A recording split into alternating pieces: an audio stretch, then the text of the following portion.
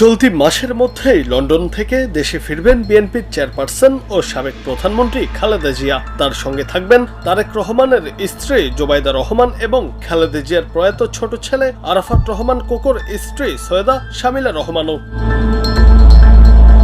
ঢাকা লন্ডনের নির্ভরযোগ্য কূটনৈতিক সূত্রগুলোর বরাত দিয়ে বিভিন্ন গণমাধ্যম এই তথ্য নিশ্চিত করেছে। সূত্রের বরাতে জানা গেছে, বর্তমানে যুক্তরাজ্যে বড় ছেলে তারেক রহমানের বাসায় চিকিৎসাধীন সাবেক প্রধানমন্ত্রী খালেদা জিয়ার পূর্ণাঙ্গ স্বাস্থ্য পরীক্ষা চলছে। কাতারের বিশেষ এয়ার অ্যাম্বুলেন্সে করে তাকে দেশে ফেরানোর প্রস্তুতি নেওয়া হচ্ছে।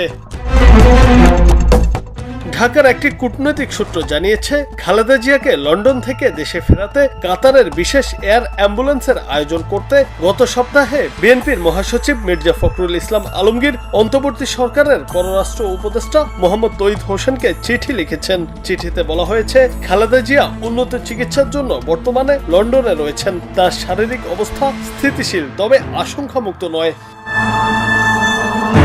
তিনি এপ্রিলের শেষ সপ্তাহে দেশে ফিরতে আগ্রহ প্রকাশ করেছেন। শারীরিক অবস্থা বিবেচনায় চিকিৎসক বিশেষ এয়ার অ্যাম্বুলেন্সে করে তাকে দেশে ফেরাতে পরামর্শ দিয়েছেন। সংশ্লিষ্টরা জানিয়েছে, বিএনপির মহাসচিবের চিঠির পরিপ্রেক্ষিতে সরকার লন্ডন ও দোহার বাংলাদেশ হাই কমিশনের মাধ্যমে সাবেক প্রধানমন্ত্রীকে দেশে ফেরাতে প্রস্তুতি নিচ্ছেন।